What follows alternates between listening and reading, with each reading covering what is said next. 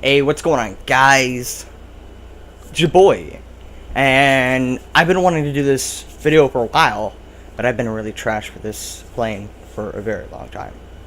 And I finally got two really good games, so I thought I'd record them, I'd record them, or save them actually, and then I would upload them.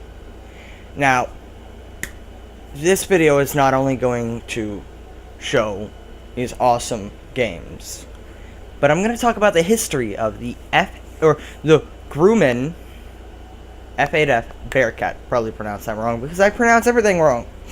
But let's talk about, some of the simply known things about it, okay? It was a fighter. It was, of course, created in the United States. Manufacturer was Grumman.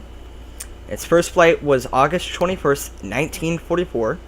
It was introduced into service in 1945. It was retired in 1963. And it was used by the Navy, the Marine Corps, French Air Force, and Royal Thai Air Force. There were 1,265 built. Ever built. I saw that. Now, let's talk something. Now we're going to get into deeper detail about it. The Grumman F8F Bearcat is an American single-engine carrier-based fighter aircraft introduced in late World War II. It served during the mid-20th century in the United States Navy, the United States Marine Corps, and the air forces of other nations. It was Grumman's aircraft's last piston-engined fighter aircraft. Modified versions have broken speed records for piston-engined aircraft and are popular among warbird owners and air racers. Now, what should we talk about? Concept, design, the prototypes, production, operational history, first combat. We'll go into first combat because everyone loves combat. The first combat for the F8F Bearcat was during the French Indochina. God, why am I the one talking about history? Because I want to talk about history. So, you guys are just going to have to deal with my bad pronunciation of things. I'm sorry. But, the first combat was during that French thingy war. I'm not going to try to pronounce that word again. In 1946 through 1954, when nearly 200 Bearcats were deployed to the French forces in 1951. When the war ended in 1954, 28 surviving Bearcats were supplied to the Republic of Vietnam and entered service. In 1956, the VNAF retired their remaining F8Fs in 1963, replacing them all with the Douglas A-1 Sky Raiders. And North American T-28 Trojans. As the Vietnam War continued, F8Fs were also supplied to Thailand during the same time period. And that's the first combat. Should we talk about variants? Oh my god. There's about 15 variants, actually. Yeah, actually about 15 variants. That's actually awesome. Operational history of the F8F prototypes were, fuck, my keyboard just fell over. Alright. The F8F prototypes were ordered in 1943 of November and first flew on the 21st of August 1944. A mere 9 months later, the first production aircraft was developed in 1945, and the first fighter squadron 19. Sorry, I'm getting a little chuckled up right now. Is that a word? Does that make any sense? I don't know. Crap. There we go. Alright. Fighter Squadron 19 was operational by 21st, 19 May 45. God, I say things the worst way. But World War II was over before the aircraft saw combat service. One problem that became evident in service was the snap-off wingtips not working as expected. While they worked well under carefully controlled conditions in flight on the ground, in the field where aircraft were repetitively stressed by landing on carriers, and since the wings were slightly less carefully made in the factories, there was a possibility that only one wingtip would break away, with the possibility of the aircraft crashing. This was replaced with an explosive system to blow off wingtips together, which also worked well. But this ended when a ground technician died due to an accidental triggering. In the end, the wings were reinforced and the aircraft limited to 7.5 Gs. Post-war, the F8F became a major U.S. Navy and U.S. Marine Corps fighter, equipping 24 fighter squadrons in the Navy and a smaller number in the Marines, often mentioned as one of the best handling piston-engined fighters ever built. Its performance was sufficient to outperform many early jets. Its capability for aerobatic performance is illustrated by its selection as the second demonstration aircraft for the Navy's elite Blue Angels Flight Demonstration Squadron. In 1946, replacing the Grumman F8F Hellcat. The Blue Angels flew the Bearcat until the team temporarily disbanded in 1950 during the Korean War and pressed into operational combat service. The F9F Panther and the McDonnell F2H Banshee largely replaced the Bearcat as their performance and other advantages eclipsed piston engine fighters. It's actually really awesome, the history of that. Also, this guy I'm about to kill, gets salty. You guys know I'm gonna kill this guy, and I need a minute. He got salty. Check this. I'm gonna cheeky crit, he's just gonna get pissed and salt in the chat. After I can get some skill. There's so many openings. I just keep missing it. But this, I love the Bearcat. It's awesome. I would have thought my team had killed him sooner, but once I saw that F4U missed its shot, I went in, and I believe around here is where I get the kill. Yeah, right about there. Yep, there it goes.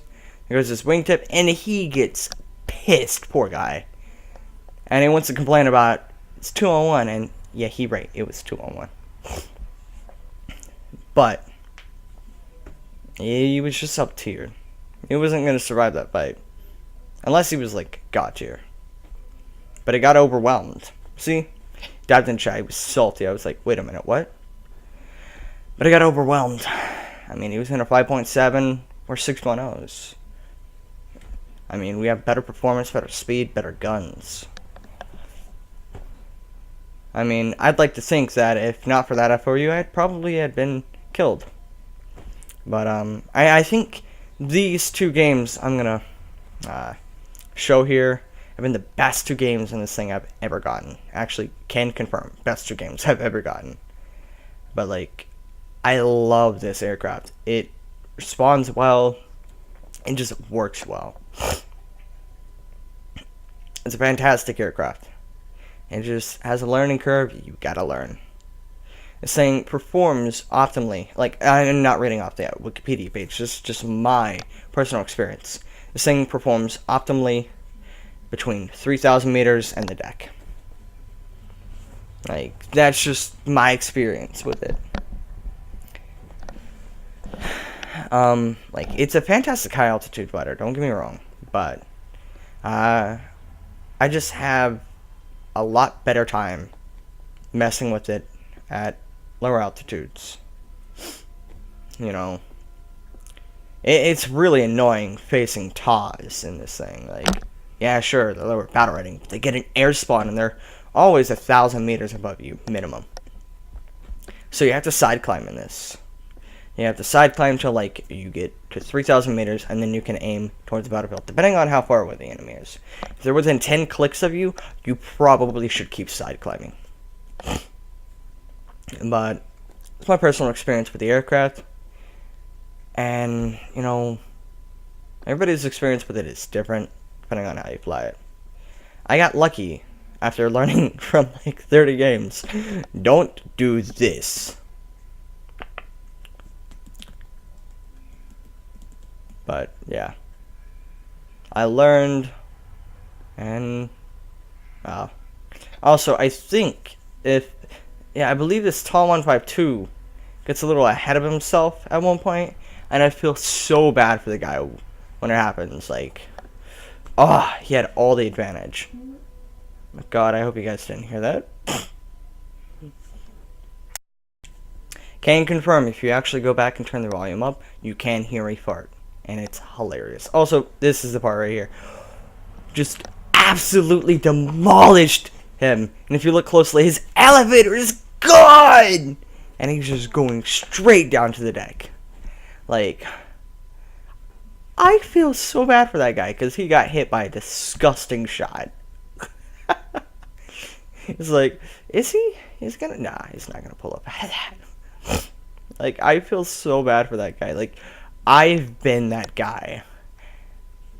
I've been that guy, and I feel so bad for that guy. And the final two guys are HE-177s. Of course, I'm going to tear them out of the sky. And that is going to take us up to 4 kills. But, you know, that's like 2 minutes ahead. But, like, I love the Bearcat. It does things really well. And this thing is practically stock. I think I have the radiator, maybe the airframe. And I'm working towards the SO-4050-2B. Because I want that bomber aircraft. It's just cool. I mean, it is really cool. And don't worry, we're going to get back to the history of this. Okay? Like, yeah. Let's see here. What am I going to talk about now? Like, there's a lot of history on this thing. Thank God it's not like the Martlet, which had minimal history on it. Alright, the prototypes. Let's talk about the prototypes, okay? The design was completed in 1943, and an order for 2 prototypes was placed on November 27th, 1943, under the Blue Air designation F8F1. The first prototype flew on the 21st of August, 1944. Only 9 months after the design efforts started, the initial flight test demonstrated a 4,800 feet, 1,500 meters, by the way, to those who are not into the metric system, 1,500 meters per minute climb rate, and a top speed of 424 miles per hour. That is 682 kilometers an hour, which somewhat fits. Or actually, this is a prototype. What we've got in game here is a production variant. But yeah, what we have in game is better than obviously prototype. And it could do 682 kilometers in real life. The prototype did. Compared to the bought F4U Corsair, the Bearcat was marginally slower but more maneuverable and climbed more quickly. Testing demonstrated a number of problems, notably a lack in horizontal stability, an underpowered trim system, landing gear that could extend only at slow speeds, an unreliable airspeed indicator, and a cramped cockpit. The test pilots also requested that 6 guns be installed. The stability problem was addressed. The second prototype by adding a triangular fillet. Yeah, we're not going to try that one. To the front of the vertical stabilizer, the extra guns could not be incorporated due to weight and balance considerations. Also, you see me coming in hot on this 177. I just get a nasty hit. Like, shots were good. And you just... this isn't the guy you see nuke himself. But like the other 177 just nuked himself. And that is game. Also, I see this cheeky little 190 down there, and I'm like, oh, hello. Like, I saw him earlier, but like, now I'm going in to try to get more points from killing him. Because, I don't know why. A crashed aircraft, if they're still in the plane and it's not dead, you can still get an assist for killing the pilot. It's kind of funny, actually. Alright, we are getting ready to talk about the production variant of the Bearcat. But, that's what I got for awards and everything. Currently, while editing this minute, 40 minutes long.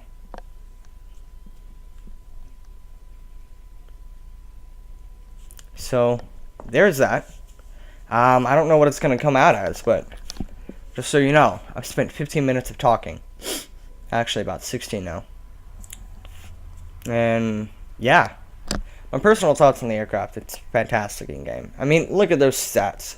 Practically stock. Still, reckled and keckled on a whole enemy team. It was great. And I love it. It's a great plan. I'm glad France has a good primary fighter, because France doesn't have any actually good French fighters. Although I'd love to see, you know, some good French fighters, you know, top tier, things that can compete with Yak 3s, Bearcats, P-51s. Like, I'd like to see something that can compete. Like, I don't know much about French fighters between 1944 and 1950, but I would solidly hope for something good. You know, between 1944 and 1960, around the time that the Bearcat was retired, I'd want something, you know, from that time period to compete with this thing. Because as much as I love flying this, it's an American plane. It's familiar. Everybody knows what these things can do, what they are built for, largely. This thing is largely a boom and zoomer. But it's just an amazing aircraft. And I love it.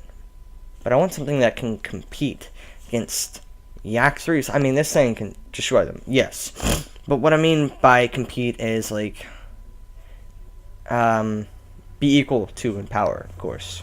Be equal to or better in the right hands, because I just want something French. Like, I love the French design on planes. I loved the VB-1002, okay? That thing looks great, and I might do a video on that sometime soon. I'm thinking about it. Seems like a bit of a monster. 10 guns, 420s, 620s. Wait, fuck. 420s, blaze, and 650 cals. Right? Seems like a scary amount of guns. Like, I mean, I could be wrong, but that's a scary amount of guns, man. You don't want to mess with that. But that's 4.3. You can't compete at top tier like this. Like, post-war. But yeah, we're going to talk about the production of the F8F Bearcat. The Navy placed a production contract for 2,023 aircraft based on the second prototype on the 6th of October 1944. On the 5th of February 1945, they awarded another contract for 1,876 slightly modified aircraft from General Motors, given the designation F3M. Ooh, I'd like to check that out. These differed primarily in having the R2800 34W engine and a small increase in fuel capacity. This game is a good one. Really good one. Like, wow!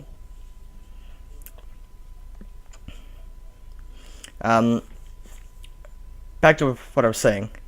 These differed primarily in having the R2800 34W engine and a small increase in fuel capacity. Deliveries from Grumman began on May 21st, 1945.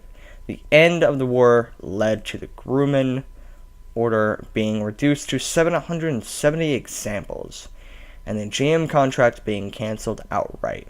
An additional order was placed for 126 F8F 1Bs, replacing the 50 caliber machine gun with 20mm M2 cannons. That's what I'm playing in the game. The US version of the widely used Hispano Suiza HS44 15 additional order was placed. Fuck! I lost the line I was reading. Lol. 15 of these were later modified as F8F-1N night fighters with an APS-19 radar mounted under the starboard wing. An unmodified production F8F-1 set a 1946 time to climb record after a run of 115 feet, or after a run of 115 feet of 10,000 feet and 94 seconds. Whoa! Man's got higher than Wiz Khalifa off a whole blunt. God, I'm lame. The Bearcat held this record for 10 years until it was broken by a fighter jet, which still could not match the Bearcat's short takeoff distance. In 1948, Grumman introduced a number of improvements to produce the F8F-2. Among the changes were modified cowling design, taller vertical fin, and slightly more powerful R28 130W engines, producing 2,240 horsepower. A total of 293 F8F-2s were produced, along with 12 F8F-2N night fighters and 60 F8F-2P reconnaissance versions. Production ended in 1949, and the first units began to convert off that type that year. The last Bearcats were withdrawn in 1952.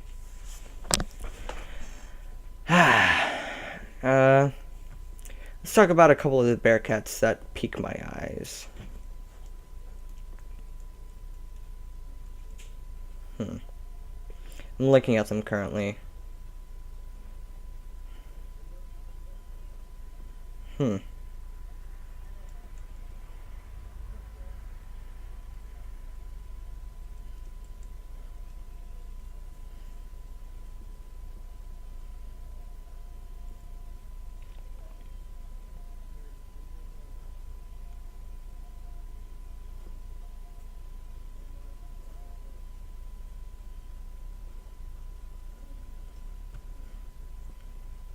They seem to,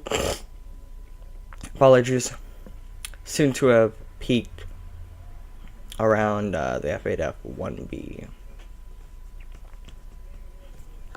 Or actually, the main Bearcat, of course, was best, but 20 mil also.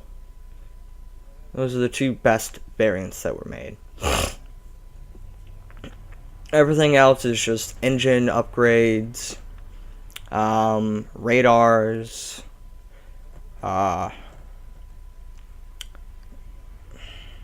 just stuff like that. Reconnaissance aircraft. They were all largely turned into reconnaissance aircraft after it was over. Wow. There's actually quite a bit of surviving F8Fs. There's one in Thailand, there's one in the UK, and there's one in the US. And there is, like, I think about 9 to 12 surviving on display throughout the entire US. 3 in San Antonio, Texas. 1 in Houston, Texas. Yeah, that's actually pretty cool. This is actually really cool. I think if the UK actually got a Bearcat, it would be pretty cool, actually. But I don't think the UK ever had any, which would suck. Alright, now we're going to talk about the general characteristics. I burped. I'm sorry. Alright. Crew, obviously, 1 pilot. Length, 28 feet. Wingspan, 35 feet. Height, 13 feet. Wing area, 244 feet. Empty weight, 7,070 pounds. Loaded weight, 9,600 pounds. Maximum takeoff weight, 12,947 pounds. Power plant was Pratt & Whitney R2800 34W double wasp 2-row radial engine, 2300 horsepower. Maximum speed of 421 miles per hour. Blaze. Also, fun fact, I wasn't expecting to win this game. I was just like, I gave it all up for this ME410. And then I realized something was behind me. Did a little maneuver. One of the TAWs behind me ate it. He ate it. Like one of the TAWs, I believe, that was chasing me and just like absolutely ate shice. I tried to help this PPD-1 by getting this Bearcat's broadside, but I screwed it up. But that's okay. I came back and brought it back after a couple thousand bullets fired at his face. Like, I had to fire way too many bullets at this man's face. Like, I'm a bad shot. Like, that shot right there should have taken out his rudder butt. Rudder or tail control. But I make a big boo-boo. And I miss my shots.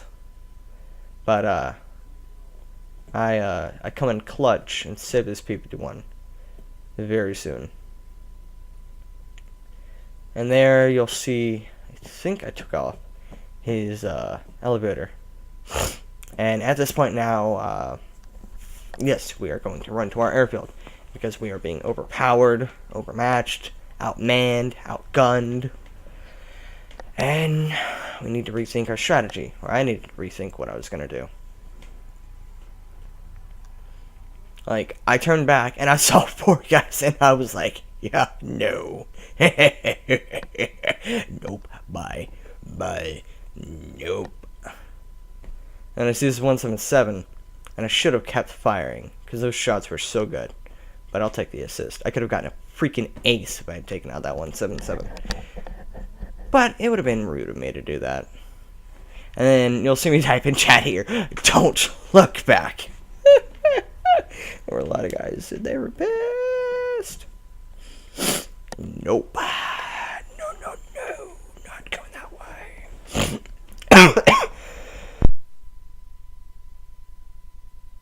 And you're gonna see me come up here on the airfield, land, because I have no ammo, my engine's overheating, and I need to land. Yes, we won this game, but we didn't use the airfield to our advantage. We used it for a temporary period of time, a very short period of time actually, like about 2 minutes just to get altitude. And we weren't even hiding there, we were just trying to get, like, we were trying to use the airfield as a barrier. Like, you'll see that we take off, I think it is to the east. Me and this P-51, I think the P-51 stays up, but I needed to rearm. You'll see what happens, but you'll see that we take off in that direction from the airfield, get some altitude. Like, I totally thought that 109 was going to come in and strafe, but it didn't, thankfully. But, me and this P-51 ended up being the sole survivors the whole game. Until the final minute. Like until the final minute or two happens, it's like, it was scary. It was a scary game, man. My heart rate was going, and at the end of the game, or at the end of the video, you'll see me choking with my shots. Like, I start choking super hard. But, you'll see me here. I take off, and I grab one of them as a target. And then I see that 109K, and I'm like, oh, watch out, P-51. You know, I'm trying to help my team, of course, the best I can. P-51 does a bit of a wuss move. He dives into the airfield. I'm surprised the AA didn't rip that 109K apart. It kind of upsets me that it didn't. But you'll see that I get low altitude. I go into the fight, but I re-evaluate my plan. It's a bad plan. So I turn around, and I watch him for a minute, and then I turn back so I can get some altitude. I used the airfield as a temporary barrier. I didn't hide behind it at all. I just used it as a temporary object, I guess. I didn't hide behind it. I just needed to climb. Like, the dude here says we got this, and I'm like, yeah, something like that. Yeah. And the 109 wasn't so close. Which, fun fact, this whole time we spent climbing at this angle, he was actually climbing the opposite direction. Like, actually, he was just going straight the opposite direction. He did not give a smack about us.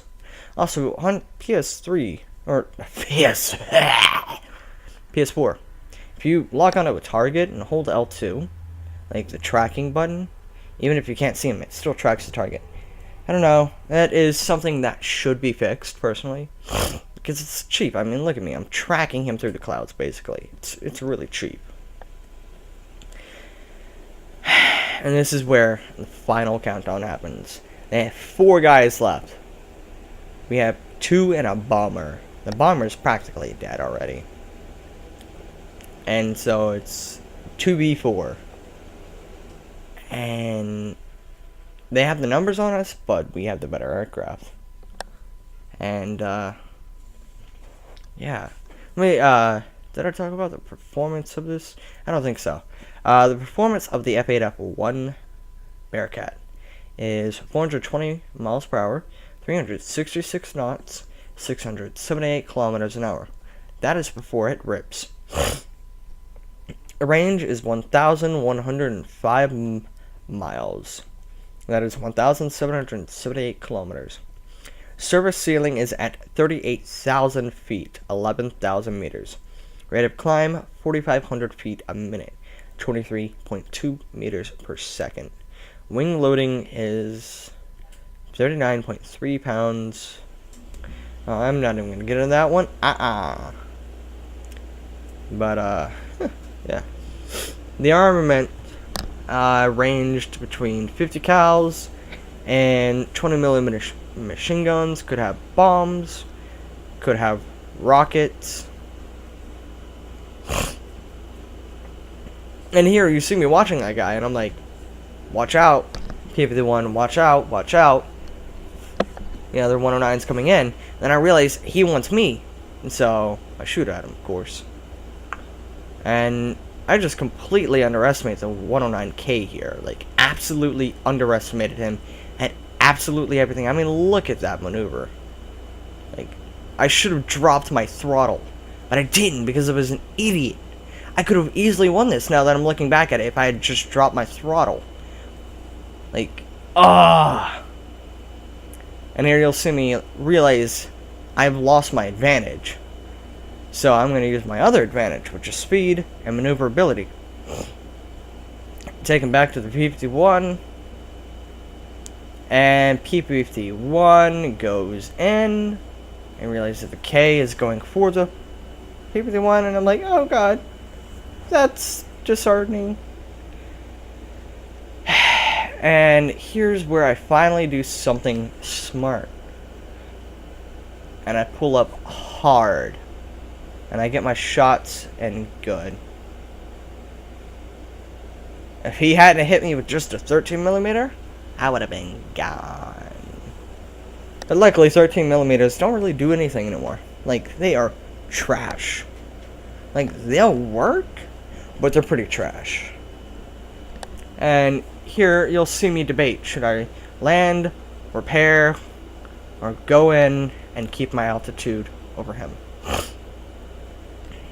I realize that there's one last guy, and I'm like, alright, there we're low, he has to be going for his airfield. And so, the next 5 minutes, you'll see me going for climbing to go get him. Activate an adventure, of course, so I can see my man to see where he is, what he's doing. Luckily, things are on my side, and I can win this. Or I have the altitude advantage, at least. And I'm like, okay, I'm feeling good about this. But my heart rate is through the roof. Like, man. Wow. There are a ton of biographies about the Bearcat. Huh, French Bearcats in Indochina. Well, makes sense. I'm in a French Bearcat currently. So that's cool. And, like, I got cocky in this game a little bit. But, man, these games were just amazing, man. Like, amazing. Like, I'm so happy with how they came out. Like, I got super lucky.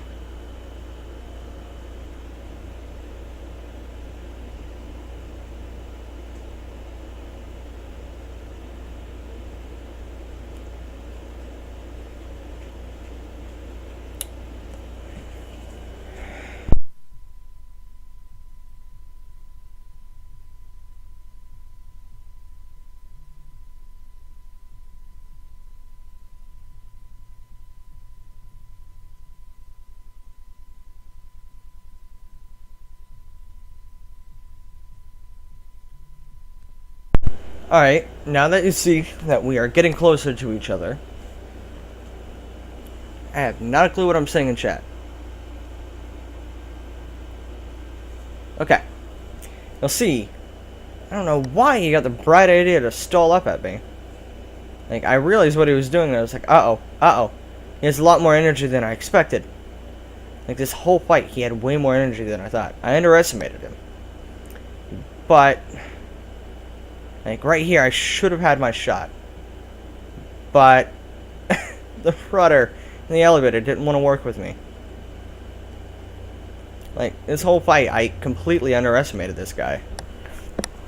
Until I was behind him, and then I was like, hey, whatever you do, you open yourself up. You pull up, I got you.